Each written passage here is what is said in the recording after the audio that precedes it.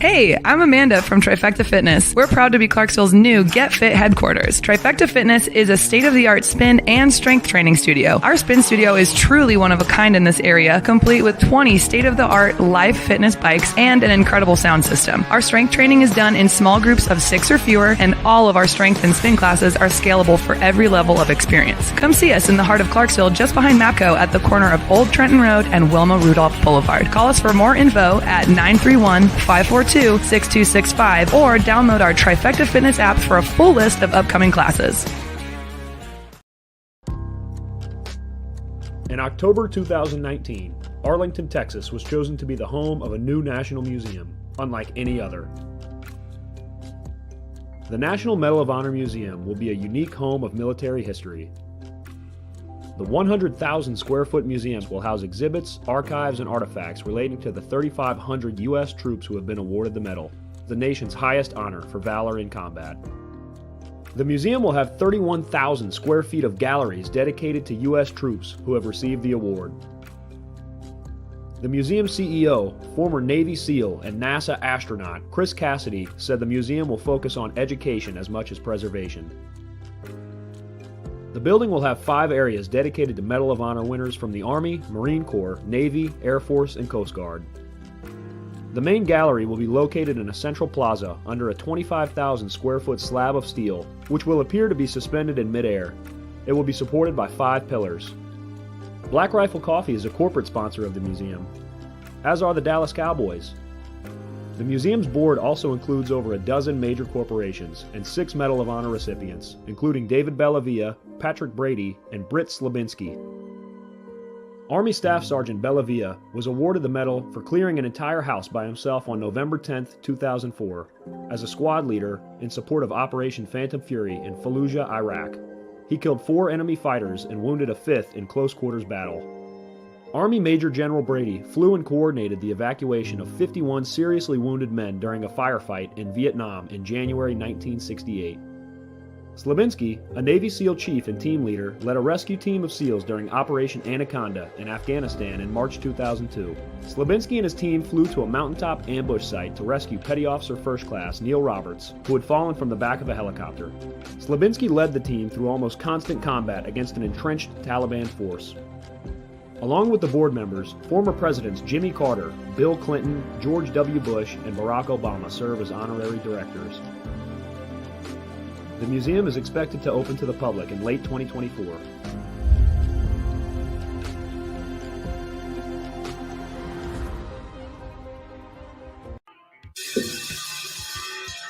All right. Welcome back. Fit Nation. We are a show founded by a veteran and hosted by 2 veterans and a military spouse. Our mission is to get people to tell their story to the world. If you're an author, share your tips with the Misfit Nation. If you're a musician or actor, our audience needs to know how they too can get into the business. Coaches, we love our coaches. Come on and share some of your tips with the Misfit Nation to help them become better versions of themselves. If you're a corporate leader or an entrepreneur, come on and share how you did it and how hard you have fought for success. If you're a veteran, first responder, or Gold Star family, we would love to have you come on and just share your story with the Misfit Nation. We always have time for you. If you're feeling down, alone, or starting to see the darkness, stop. Think about those who are around you. You are not alone. You will be missed. If you feel like your problems will be a burden to those in your inner circle or are embarrassed, dial 988. If you are a veteran, take option 1. We need you to keep pushing forward. Don't make a permanent solution to a temporary problem. If you're a new listener, welcome to the Misfit Nation. Be sure to subscribe to our show on your favorite podcast apps and also on our YouTube channel at @_Misfit Nation. Subscribe and click the bell to keep you up to date with our latest episodes and all of our news. You can also find us on Heroes Media Group and About Face Radio. Now, let's get to the show. All right. Welcome to our Thursday after dinner show. coming here from the heat wave of Tennessee. It's beautiful to see the sun, but it's not good to feel it burning your body and burning your grass that you work so hard for. But thankfully, we can complain about being burnt by the sun and have that in our lives. Tonight, we have a good one, y'all. Our next guest spent a combined 20 years as a financial advisor and mortgage advisor, and had countless conversations with women. She decided to pursue her dream of financial coaching for women. She's a teacher at heart and loves to educate and empower women with money smarts. Understanding that money can be an overwhelming topic for many, she's audaciously passionate about creating financial confidence when it comes to people's well-being. This has been a catalyst to follow her passion of empowering and educating women in their financial journey. She is a certified executive coach, certified life coach, still holds a real estate broker's license, and she's a published author of 4 books. So without further ado, let's welcome to the Misfit Nation, Patti Handy, author, executive life, and financial coach. Welcome, Patti. Thank you, Rich. I got to say, I love the mission of this show. That is a fantastic introduction. Thank you very much. And thank you again. Veterans. That's fantastic. Good for you. I appreciate that. And thank you again for taking the time to come on with us tonight. I know you're in a hot place too out there on the West Coast in LA. You just went through the first hurricane I've ever heard of out there in my whole life. So thankfully you're here and able to talk to us as well. Yeah, and to add little salt to the wound, we had an earthquake the same day. Oh my! That's what the hurricane, I think they were calling it. Yeah. It wasn't a big one relative to what we usually have, but nevertheless, it got to the nerves. It got to help you out a little more, get you out of bed a little quicker to see the water flowing down. So. Yeah. But like I said in my opening thing, I'm thankful that we're able to complain about things like that because we're still here. Yeah, absolutely. So Patti, I gave a brief, basically about a paragraph about you there. You have a wealth of knowledge you can share with the Misfit Nation. If you can just tell us a little more about you from as far back as you want to go to how we got to where we are now, that'd be awesome. Sure. Well, I won't give you the all the way back version because that's a long time.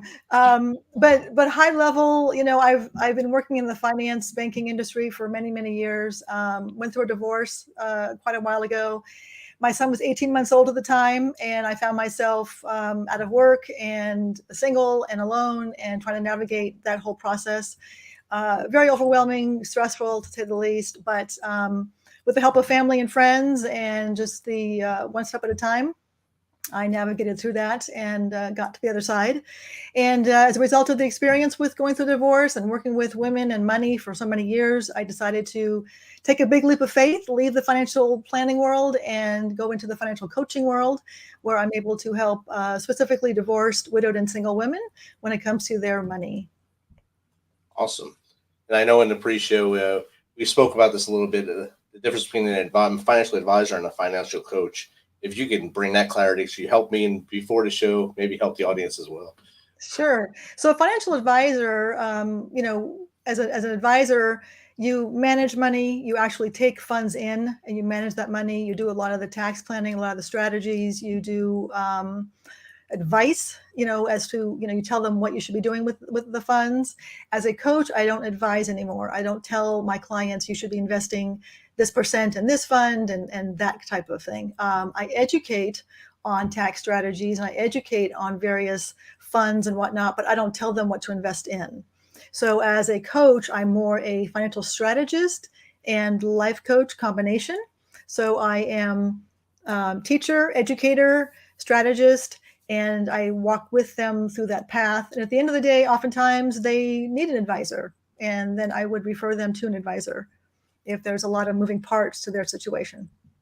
Okay.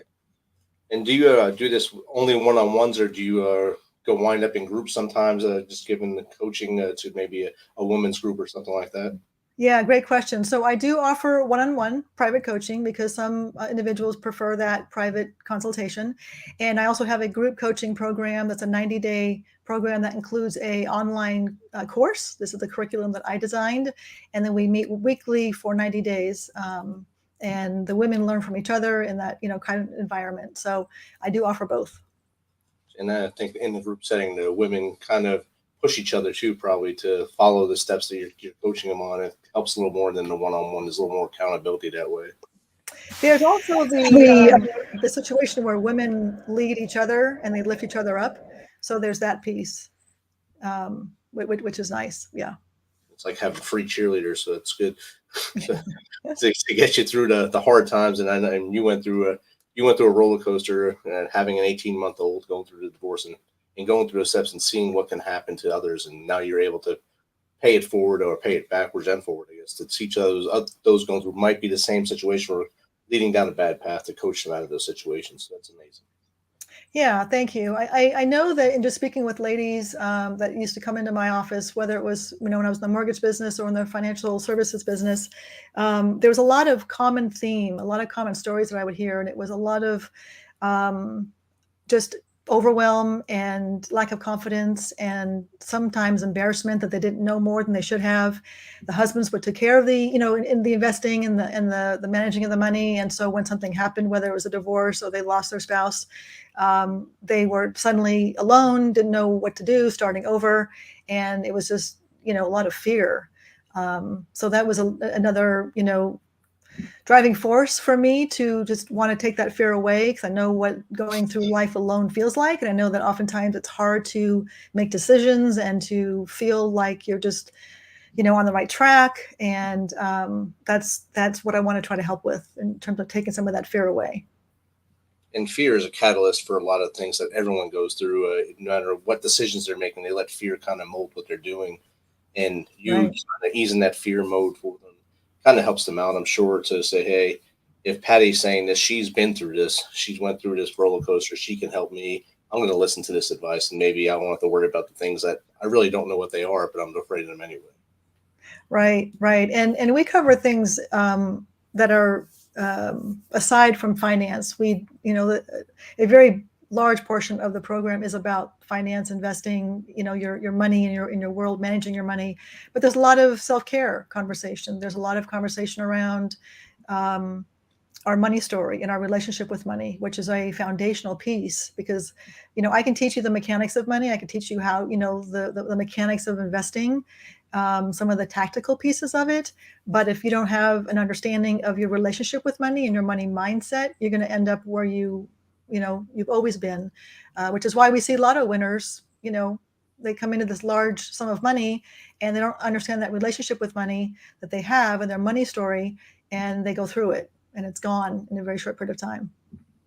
I say that all the time. Then I think there's a show on HGTV now, because we have to watch that all the time. Even though we have a house, we have to watch House Hunters.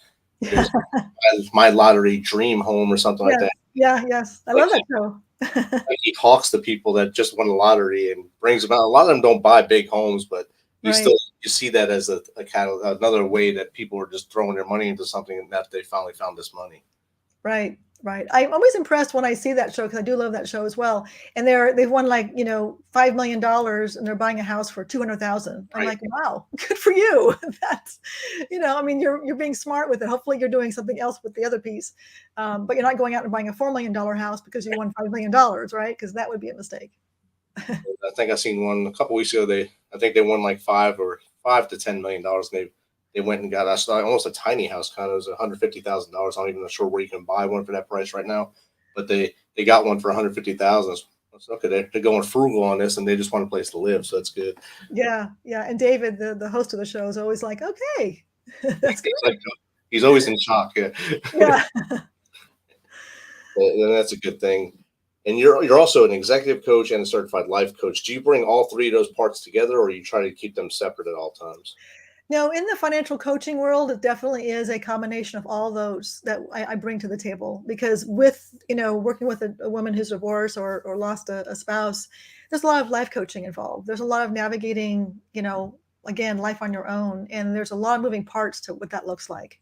And when I work with an executive, somebody who's a professional woman in a C-suite type position, I might bring in some of that executive piece to that. And I've had some conversations with ladies, and so yes, all of that gets intertwined.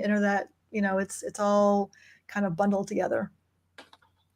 And I'm sure it's easy for you to navigate having all three of them and be able to give advice that basically you can probably do it all at the same time after doing it for so long. Give it at the executive level and also life level, and along with their financial coaching at the same time.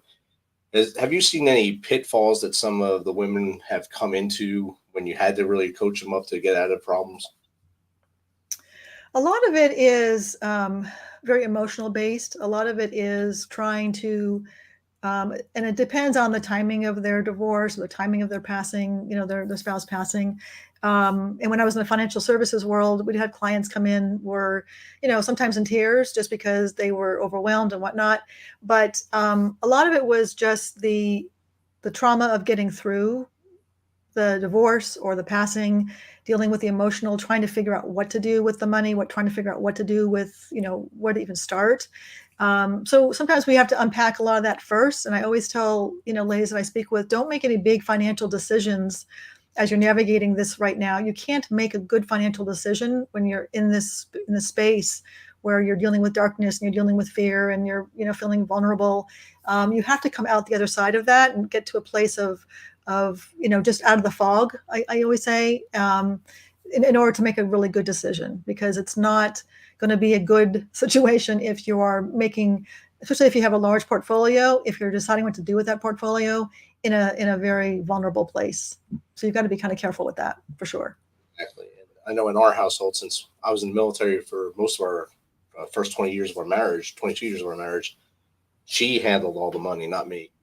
I was never home, so it'd be better if she understood it. But right now, I'm learning it now after being retired now. But so if something happened to me, she would have known what we have and where it goes. I'm sure there's a lot of people that are the opposite way, where the husband holds everything, or the male holds everything, and the woman really doesn't know what's going on, or vice versa from the spouses. And do you ever run into that where they really had no idea what they had or how to handle it? Yeah, one story I remember clearly when I was in the mortgage business, I had a client whose husband passed unexpectedly. And fortunately for her, they found an account that she had no idea existed. And they had $600,000 in a fund that she wasn't even aware of. And I also say, because I saw this in the mortgage business as well, it goes both ways. You had just mentioned that, your wife was the one that took care of the monies, but if something happened to her, would you know what to do, right? Would you know the passwords of all the various funds of where things are at? Do you know where the statements are? Do you even know what you all have? And I'm not saying like I'm just saying, generally speaking, as a couple, I always suggest that, at least a couple times a year, you go on a money date and you go to dinner and you have a glass of wine or whatever, and you mutually have a conversation about the situation. Are we doing okay? Where is everything? Do you want to change anything? Do you think we need to, move things around? And that's just a, half an hour conversation. If that, it isn't this big, heavy weighted, conversation. It can be very light. And if it's done consistently, there's no big surprises. There's no big, heavy weight of, oh God, we got to talk about this again. If you're dealing with debt, if you're dealing with getting on a credit card debt, if you're dealing with, things with the kids, school loans, whatever's happening in your world, it should be done together. Even if one of you is stronger in the money conversation, you should have this conversation together. And by all means, know the passwords to every account, know the passwords to the laptop, know the passwords to the phone. All of that needs to be known, because we've seen, stuff happens unexpectedly, and you don't want to leave your loved ones in a situation where they're, having to figure life out and also deal with the loss of you. Right. All at the same time. And that's right. Things, the roller coaster, even more steep to get out of it. Exactly. Question from the audience right now. Jake Holland, a frequent contributor here to the Misfit Nation. What are some tips for me to get things set up to where my wife doesn't have to deal with a lot of planning if something happens to him? Well, Jake, is that what his name was? Jake? Jake. Yeah. So great question. So I think kind of what I just said, where you had this money conversation, just make sure that, today, I know a lot of this stuff is digital. I would love to have people print out statements, even if it's, once a year or twice a year, print out those statements, keep it in a folder. And so she can just go to that one folder and know from checking account, savings account, all the investment account, retirement account, pensions, insurance, any credit card statements, any kind of debts, your financial picture in its entirety should be in one folder, a physical folder. So she can go to that and just know exactly where she starts. And then if she's still dealing with the loss of you, obviously, she can get some help and go, okay, well, here's my statements, help me, right? And if it's on a digital, that's fine as well. There's actually a great website I can share where you can upload everything. And so they can go to this one website and they have everything. But I like the physical thing. So that's just my old school. But whatever works for you. But as long as she knows how to get to that information, she has to have the passwords to get to that. But really, just make everything just so disclosed. It just makes life so much easier. And then, of course, have an estate plan, get a living trust, and get all that in place. That's huge. So for a lot of the veterans in the audience, you can reference this as a continuity book. So whenever we'd leave jobs in the military, you had a continuity book. So the next person can just fall in on that book and know how to do your job. The same thing you can do at home. Like you said, have a physical folder with all the financial documents in there, passwords, everything that they need to know, living will, trust and stuff. Same thing to set up for success instead of having them fight and go through attorneys and stuff to get things done. Yeah, that's why the living trust and the estate plan is so important. I'll share the website that I was mentioning a second ago. It's called everplans.com. And I'm going to just disclose that you should do your due diligence and make sure that's okay, for you. I'm not an affiliate. I don't get paid, anything to tell them about or tell you about them. But it's it's kind of like a safe deposit box in the sky. So everything's uploaded to the cloud, and you upload everything you want. So every statement, every liability, every Social Security statement, insurance statement, credit card statements, everything about you. And you upload your estate plan, you upload if you want to leave your family recipes, if you want to leave love letters to your family, if you want to, leave anything, you upload this to this one site. And nobody has access to this until you say that they do. So you assign deputies to the account, and those deputies get to access the account when you say. So if you are incapacitated, if you, only, when you pass, they can have access. If they have access now, that's okay. So you have the ability to control who sees what when, but everything is in one spot. And you can even upload your passwords to all your things. So in one area, all they've got to do is go to this one site and they can see everything. And it's like $100 a year. I mean, it's super reasonable. And it's just a great thing. And I personally use it myself. And it gives me peace of mind knowing that, my sons need to, go to one spot and, it's all there. Definitely. And that website is going across the bottom of the screen now. I've also put it in the chat so everyone can just copy and paste it. Thanks for sharing with us, Patti. Yeah. And again, just disclosure, you need to do your due diligence and make sure it works for you, because there's all that liability stuff going on. Definitely. We don't want no one coming back saying, Patti told me to do this and I don't like it now. It's hard. Yeah. No. Do your own homework, people. You always do your own homework there, and you can compare that to probably 2 or 3 more out there. Compare, contrast, and see which one works best for you, or the physical one might be best for you as well. So do everything that works for you and make sure it's the best thing for you and your loved ones. And I actually have both. See, because you're old school. I'm an old school folk, yes. We use a little, basically a 5-subject notebook downstairs. Like that's how we do our books downstairs. There you go. She likes nothing on the computer, so it has to be written. So that's how I have to find out stuff that way. But I look at the bank stuff online now as I'm catching up with her in our banking and stuff. So I'm learning as I go, learning and growing. Yes. That's good. That's fantastic. So if you could give advice to those, with some of our female veterans out here that are listening, that are starting, they're leaving the military, now they're wanting to become an entrepreneur or do something else with their lives. What kind of advice would you give them to start slow or start fast or make sure they plan correctly? In terms of their finances or being an entrepreneur? Becoming an entrepreneur with their finances.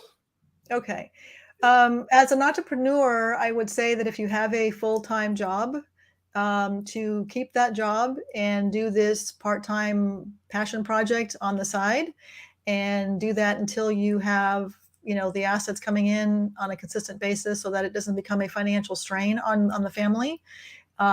There's so much people can do today with the internet. There's so much wonderful opportunity, and I think that if we are open to the possibilities and all the opportunities, things will start to just come to us and show us that, oh my gosh, okay, this is something I can do.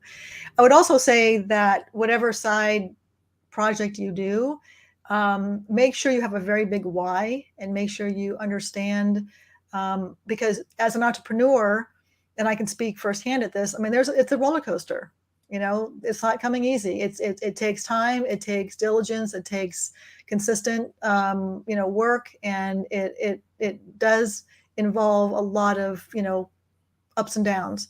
So if you don't have a really big why you're doing this, it'll be easy for you just to walk away and go, oh, you know what, not worth it, I'm done. But if you have a why, and I have a couple whys for me. One why is my son. He's my biggest why. My second why is I want to impact these women who are feeling alone and scared and just not confident when it comes to their money and dealing with life on their own, to walk with them and beside them and help them navigate during this, this difficult time. And that's what keeps me going, because I know that there are, tons of women out there who are struggling, and I want to take away that fear and that pain. So that's what keeps me going. So when I have those days where I'm like, oh goodness gracious, what am I doing? I kind of come back to that. So for those who are thinking about, doing something, make sure you've got a very big why. And it can't be just money. Now, having financial freedom and money freedom and time freedom is all very important, but it can't be just money, because there's a lot of very wealthy people out there who are miserable, right? So you've got to you've got to have that emotional tie to that why, not just financial. Definitely, and that's a key point. Is that there's a lot of very wealthy people that do not smile on a daily basis because they're just not happy people. Yeah, absolutely. They know they're loaded, but they're also not happy. Money does not buy happiness is a cliche that people say all the time, and it's true. You can be happy. You can be happy with $5 in your pocket with someone you love next to you. So just be happy with what you're doing. Have that passion, like you said. Know your why, and I love to know your why, because if you don't know why you're doing something, it's not going to last. Yeah, money buys you choices. Money buys you the opportunity to do things that you want to do. And I always say that money makes you more of what you already are. So I'll keep the language clean here, but if you're a jerk, okay, you're going to be a bigger jerk with more money. If you are a generous, loving, kind person, you will become more loving and generous. You'll have the assets to give more, right? And that brings you more joy when you're able to, give more. So money does, it can buy you happiness in the sense of what you do with that money, when you turn around and you give it to somebody or you do something with it that brings others joy. But money in itself, it does bring you a sense of freedom. It does give you a sense of, again, those choices in life. But like I said, and we both just said, money in itself, there's a lot of people who are miserable and richer than rich. So yes. Definitely richer than this rich. But. When I said that, I realized I didn't mean it to you. Well, I understood you. Okay, good thing. But I'm happy where I am. I know you're happy where you are as well, because you know your why. We quickly went over that. You're an author of 4 published books. What are they, and where can people find them? So they're all on Amazon. And if you just put my name in there, it'll pop up. One is a children's book, and that book is focused on teaching 4, 5, 6-year-olds the importance of focusing on what's right in your world rather than what's wrong in your world. And then I wrote 50 Ways to Flourish After Divorce. And then How to Ditch Your Allowance and Be Richer Than Your Parents is a book that I wrote for teens and young adults about managing their money and learning about money. And it's very, very simple language and just very simplified. And then I rewrote that book and updated it. And that's the final book, which is Money Rules 101, Master Your Money Before It Masters You. So buy the Money Rules 101 book, not the How to Ditch Your Allowance book, because that's the rewrite and the more current one. So that's the one that, again, it's really applicable for adults as well. I had an attorney read it and said he learned some things in there as well. So it's definitely, money rules are money rules. It's just written in very simple language. Nice. And make sure you search Patti Handy on Amazon. All 4 books will pop up. You can buy the children's book if you have a child, or if that's your reading level, get there too. And then get the latest books so you have all the knowledge you need to become better with what you're doing. Patti, thank you for taking your time tonight to hang out with us. What's a way for people to get in contact with you, maybe just to chat with you like we are, or maybe get some coaching from you? Sure. So the great place to start is my website. It's pattihandy.com, PattiHandy.com.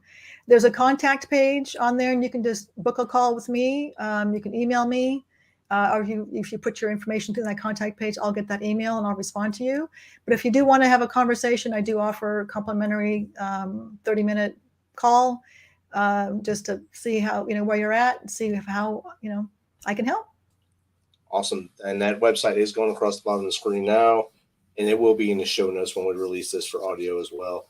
Patti, thank you again for jumping on here. I know it's actually earlier where you are, so it's good. You're not in nighttime like we are, but thank you for coming on and sharing a lot of knowledge with us. And I'll pass any questions off to you that come in after the show goes off so that you can answer for the audience as well. Sounds great. I'd be happy to. Thank you for having me. No problem. And I'll be back in about 2 minutes to close out with you. Great.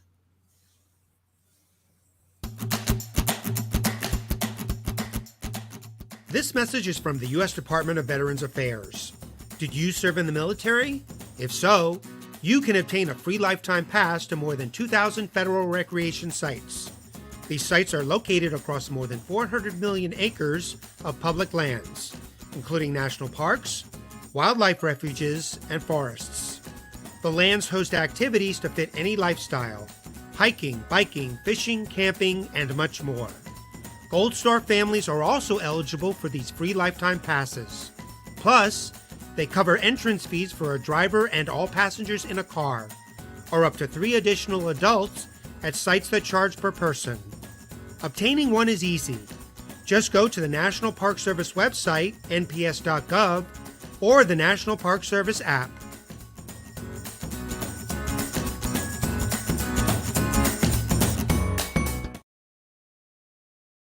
Thanks for checking us out and being a part of the Misfit Nation.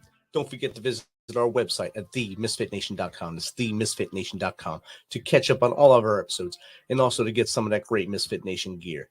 As always, be humble, stay hungry, and keep hustling, because we are